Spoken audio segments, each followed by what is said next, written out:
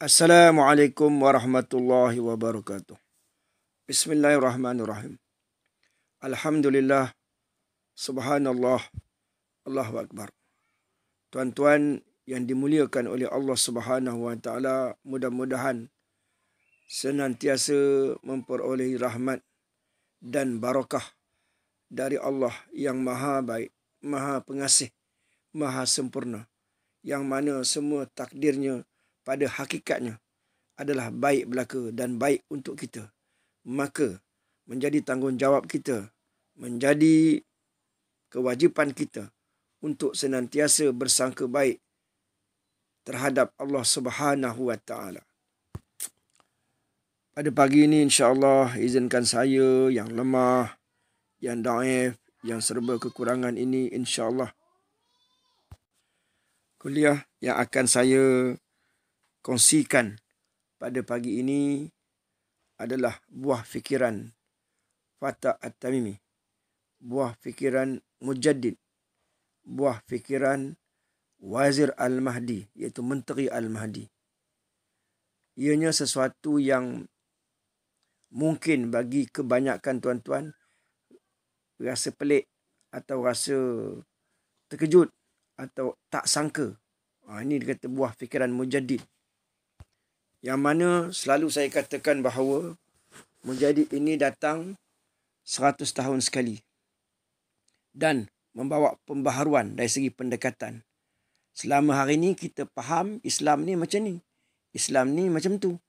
Tetapi rupanya Islam yang kita faham itu pada umumnya, pada adatnya jauh daripada kehendak Islam yang sebenarnya. Jadi sebelum saya meneruskan kuliah saya ini, mudah-mudahan tuan-tuan, pada hadirin hadirat yang dirahmati Allah sekalian, kepada penonton yang budiman, kepada penonton yang moga-moga diberi hidayah, diberi taufik oleh Allah Subhanahu Wa Taala, hendaklah kita ini senantiasa atau suka bersangka baik terhadap sesama kita. Jangan kita ini mudah condemn. Jangan kita ini mudah bersangka buruk. Hendaklah kita fikir dahulu sebelum membuat kesimpulan. Hendaklah kita ini faham, sebenar-benar faham. Kalau tak faham, bertanya. Jangan mudah menuduh itu, menuduh ini. Jadi nilaikanlah apa yang akan saya sebutkan ini. Apa yang akan saya syarahkan ini. Jadi insya-Allah tajuk pada pagi ini adalah buah fikiran Fatah At-Tamimi yang akan menyelamatkan Malaysia. Saya ulang balik. Fatah At-Tamimi ini adalah Mujaddid, bertaraf Mujaddid. Jamaahnya bukan sahaja terdiri daripada ahli-ahli yang bertakwa, yang beriman. Tetapi mereka ini adalah satu jamaah yang kaya. Yang boleh menyelesaikan hutang negara, hutang Asia dengan izin, dengan kuasa Allah Subhanahu Wa Taala. Jadi bumi Malaysia ini adalah bumi yang bertuah. Kita duduk di Malaysia ini beruntung. Sebab itu jangan lupa sujud syukur. Kena selalu menyebutkan Alhamdulillah, syukur dapat hidup di Malaysia ini, bumi yang tercinta ini. Kerana dalam negara kita ini ada ketua wali. Bukan wali, ketua wali. Tapi orang yang tak diberi hidayah, tak diberi petunjuk, tak faham, tak reti, tak boleh terima. Mengarut ya katanya. Daripada dulu sampai sekarang. Kaji tidak. Berlaku adil tidak. Terhadap agama tidak amanah. Macam mana nak menilai? Memang banyak dah hadis-hadis dah bagi tahu dah. Bahawa perjuangan Islam di akhir zaman tu macam genggam bara api. Takkan tak faham-faham. Dalam Islam dah bagi tahu, dalam hadis Nabi SAW memberitahu bahawa di akhir zaman yang banyaknya ulama-ulama yang fasik. Ulama yang baik pun buat, jahat pun buat. Umumnya kita-kita macam itulah. Termasuk saya sendiri. Kita baik pun buat, jahat pun buat. Kebaikan pun buat, dosa pun buat. Tapi kita ada ruang untuk bertaubat. Jadi, janganlah bila dikatakan da'i, ustaz, ulama, mesti masuk syurga. Mesti. Wajib masuk syurga. Ini akhir zaman. Bukannya zaman salafus salih. Akhir zaman ni banyak orang yang nampak baik, tetapi hakikatnya subhanallah, wallahu alam, Sebab itu kita ada peluang untuk bertaubat. Faham tuan-tuan? InsyaAllah. Bismillahirrahmanirrahim. Tajuk yang akan saya perkatakan ini insyaAllah adalah buah fikiran Fatah At-Tamimi. Buah fikiran Mujaddid ni. Kata-kata Mujaddid ni. InsyaAllah. Yang selebihnya saya syarahkan buat pencerahan supaya mudah lagi tuan-tuan faham. Ukuran baik jahatnya manusia. Setiap orang Islam itu tidak boleh diukur yang dia itu baik waktu datang bersembahyang di masjid sahaja. Kena faham ni. Saya ulang balik. Nanti tak faham dah buat kesimpulan.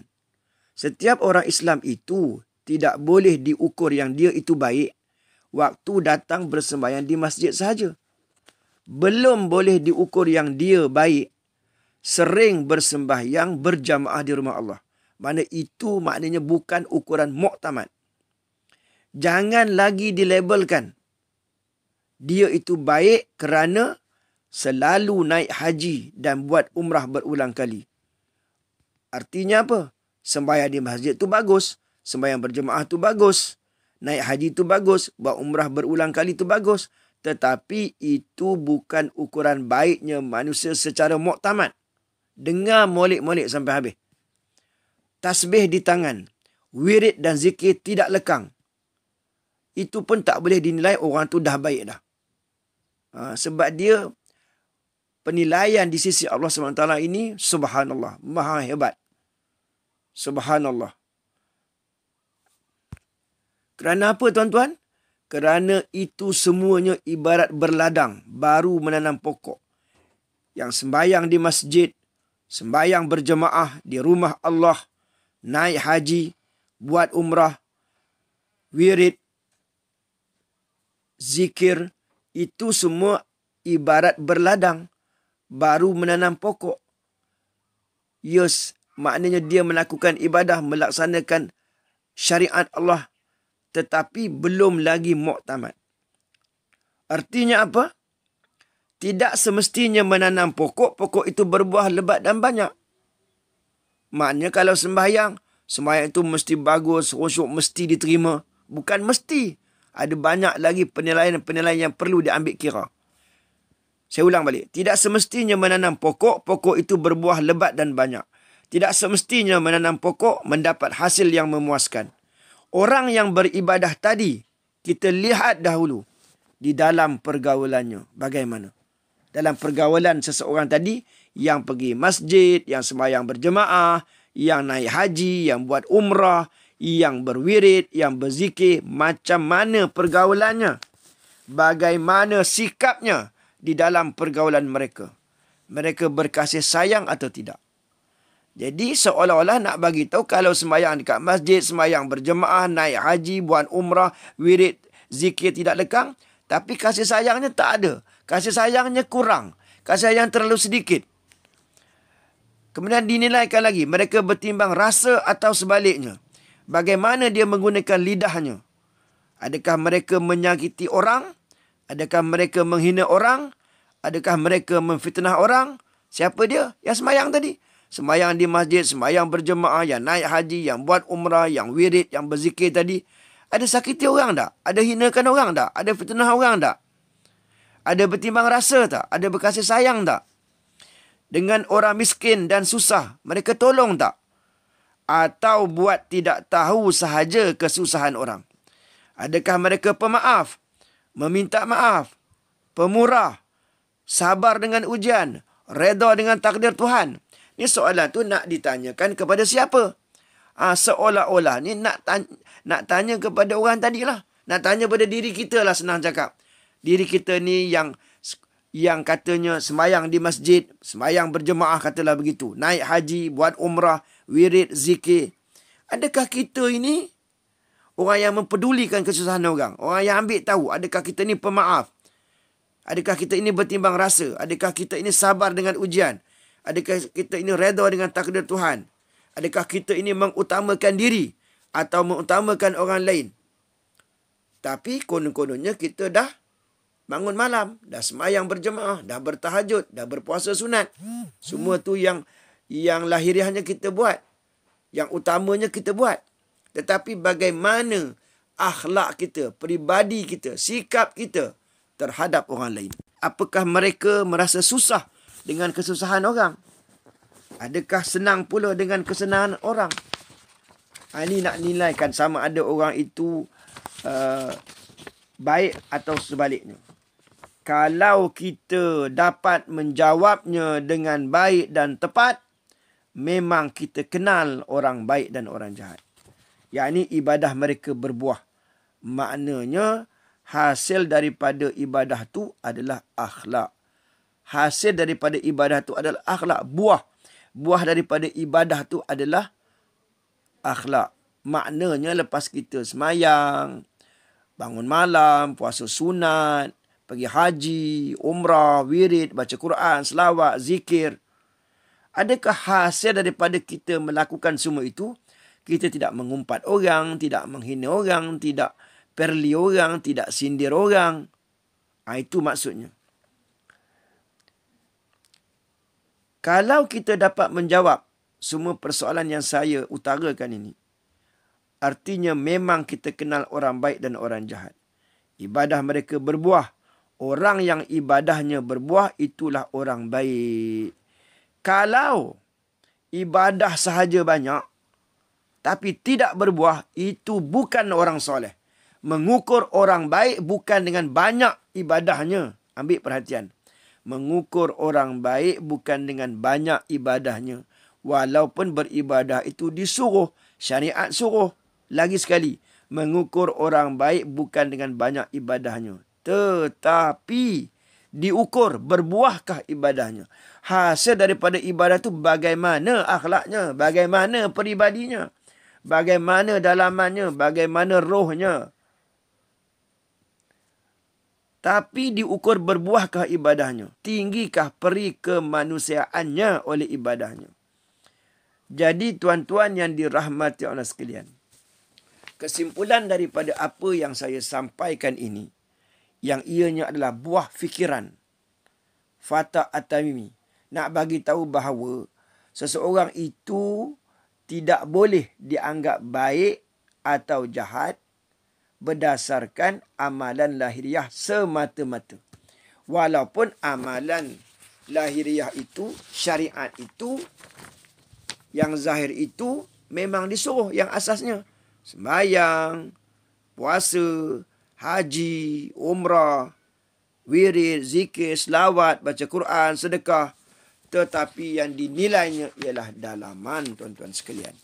Sebab itulah orang yang terbaik dalam dunia ini adalah wali-wali Allah. Setiap wali itu sebenarnya mereka adalah ulama. Tetapi ulama tidak semestinya wali. Ulama ini orang yang ada banyak ilmu. Banyak ilmu. Tetapi belum tentu lagi diamalkannya. Tetapi wali ni, ala inna awliya Allah la khawfun alaihim wa la hum yahzanun. Ingatlah, para wali-wali Allah ni, mereka tidak takut. Dan mereka tidak berduka cita di dunia ini. Hati mereka senantiasa bersyukur, sabar, redha dengan segala macam yang ditimpakan ke atas mereka. Jadi di sini dapatlah kita perhatikan dan buat muhasabah terhadap diri kita sendiri. Adakah kita ini benar-benar orang baik? Sedangkan agama pun kata Islam tidak suruh kita menganggap diri kita ni dah bersih dan baik. Walaupun banyak mana amalan kita, tahajud tak tinggal, puasa sunat tak tinggal, segala kebaikan, banyak sedekah yang kita buat, banyak kebaikan yang kita buat, kita tidak boleh kata kita ni dah baik berbanding dengan orang lain. Tak boleh. Sebab apa tak boleh? Sebab endingnya kita tak tahu lagi. Ending itu berapa ramai orang yang mula-mulanya baik, di akhirnya mati dalam keadaan su'ul khatimah. Kita tengok Azazil, ketua malaikat. 80,000 tahun ibadah dengan alimnya, dengan zuhudnya, subhanallah. Tapi bagaimana kesudahannya? Kerana sombong. Sebab itu kita tak boleh sombong. Mentang-mentang kita pergi masjid hari-hari, mentang-mentang kita sembahyang berjemaah, mentang-mentang kita buat ini kebaikan, kita rasa kita lebih baik daripada orang lain. Bermakna kita menuhankan diri. Menuhankan diri ini kita jadi diri kita sebagai Tuhan, buat keputusan. Allah belum lagi putuskan kepada kita yang kita ni tak tahu keputusan Allah itu apa. Kita kata kita ni lebih baik daripada orang lain. Kita pun tak tahu. Sekarang mungkin pada lahiriahnya kita baik. Di penghujung hidup kita, mana kita tahu? Mati dalam keadaan fasik ke, Islam ke, munafik ke, kafir ke, murtad ke, na'udzubillah. Bukan kita doa yang buruk-buruk, tapi supaya kita ni tawaduk. Kita merendah diri. Jangan berlagak, jangan action. Jangan suka menghina orang. Jangan suka sangka buruk. Kenapa tak ada orang lain? Kata Nabi SAW, la yu'minu ahadukum hatta yuhibba li akhi ma yuhibbu li nafsi. Tidak beriman seorang kamu hingga kamu kasih orang lain macam kasih diri kamu sendiri. Jadi adakah kita tu macam tu? Sayang kat orang. Sayang kat orang ni luas. Dekat orang berdosa kita sayang. Macam mana pula boleh sayang pada orang yang berdosa? Sebab orang yang berdosa tu calon nak masuk neraka. Jadi kita sayang kat dia, mana kita nak selamatkan dia. Jangan bagi dia masuk neraka. Kita doakan dia, selamatkan dia. Kalau boleh nasihatkan dia. Itu caranya. Orang zalim pun begitu. Kesian kat dia. Sebab dia nak masuk neraka. Ini mentang-mentang orang tu berdosa, mentang-mentang orang tu buat zalim, kutuk manjang, hina manjang. Macam kita ni bagus sangat. Sebab itu tuan-tuan, apabila kita melihat orang yang fasik, apabila kita melihat orang yang jahat, apabila kita melihat orang-orang yang banyak melakukan maksiat, sekalipun terhadap pemimpin-pemimpin yang kita anggap tak elok, kita kata pemimpin itu zalim, kita kata macam-macam. Yang lebih baik bagi kita ialah mendoakan dia. Terutamanya pemimpin negara kita. Walau macam mana keadaan sekalipun, walau macam mana teruk sekalipun, doakan kepada mereka. Doakan kepada Perdana Menteri kita, doakan kepada Yang di-Pertuan Agong lebih-lebih lagi, doakan kepada bekas-bekas Perdana Menteri, doakan kepada pihak pembangkang, doakan mereka. Ini baru namanya akhlak Nabi. Kata nak jadi tentera Imam Mahdi, kata nak jadi orang bertakwa, orang yang beriman. Ini orang politik semua dikutuknya.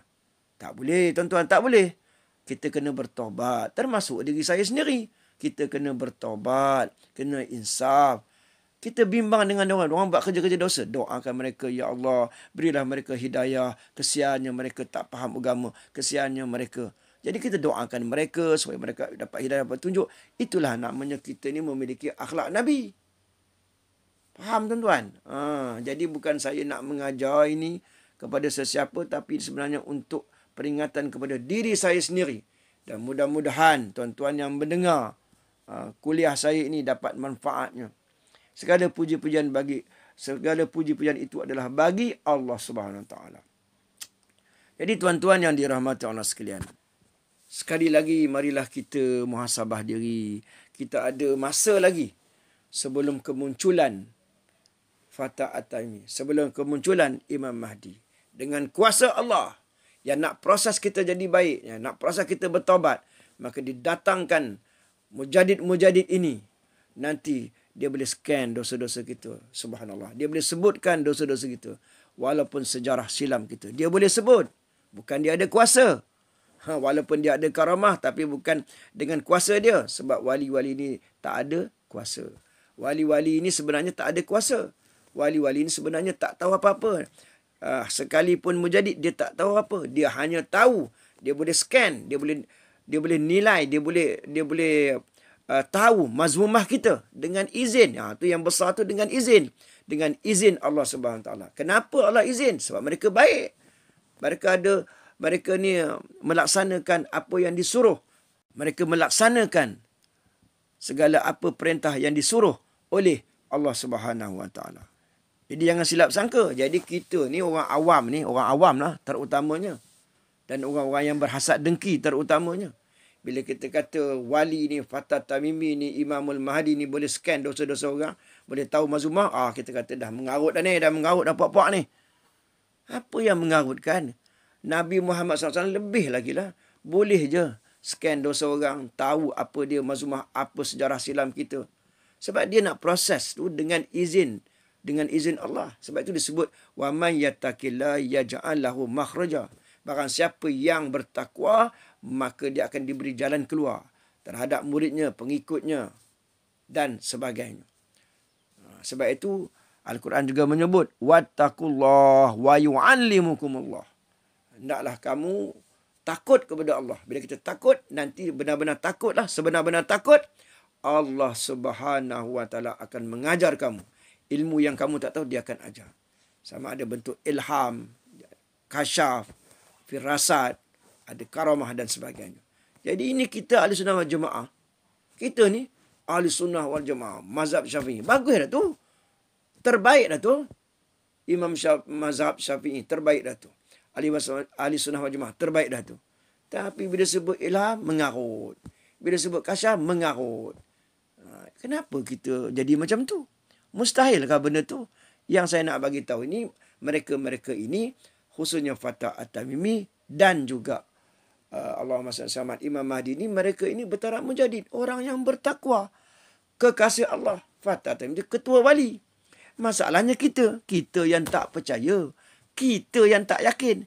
Kita yang tak faham. Sebab kita belum lagi mendapat hidayah. Sebab kita belum lagi mendapat petunjuk. Itu ceritanya. Jadi tuan-tuan yang dirahmati sekalian, ampun maaf daripada saya yang berdosa ini, yang sedang baiki diri ini, entahkan selamat, entahkan tidak.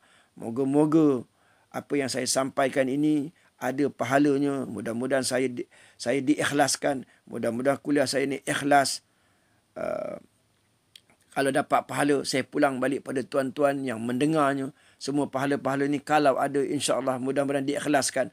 Tujuan saya bukan untuk bawa kepada diri saya, untuk semua orang cinta, takutkan Tuhan. Mudah-mudahan kita semua selamat di negara akhirat yang kekal abadi selama-lamanya. Hanya ada dua je, sama ada syurga atau neraka. Kalau neraka, na'udzubillah. Subhanallah, subhanallah. Jadi marilah kita sama-sama usahakan taubat. Doakan saya yang lemah, yang hina, yang banyak dosa ini. Dan moga-moga tuan-tuan selamat. Jadi marilah kita sama-sama, akhir kalam saya, kita ini muhasabah diri kita. Jangan suka menyalahkan orang lain. Jangan suka tuding jari. Marilah kita benar-benar insaf. Dan sekiranya kalau kita ini nak jadi orang bertakwa, maka sentiasalah kita insya-Allah usahakan taubat nasuha. Ampun maaf. Sekian. Wabillahi taufiq wal hidayah. Assalamualaikum warahmatullahi wabarakatuh.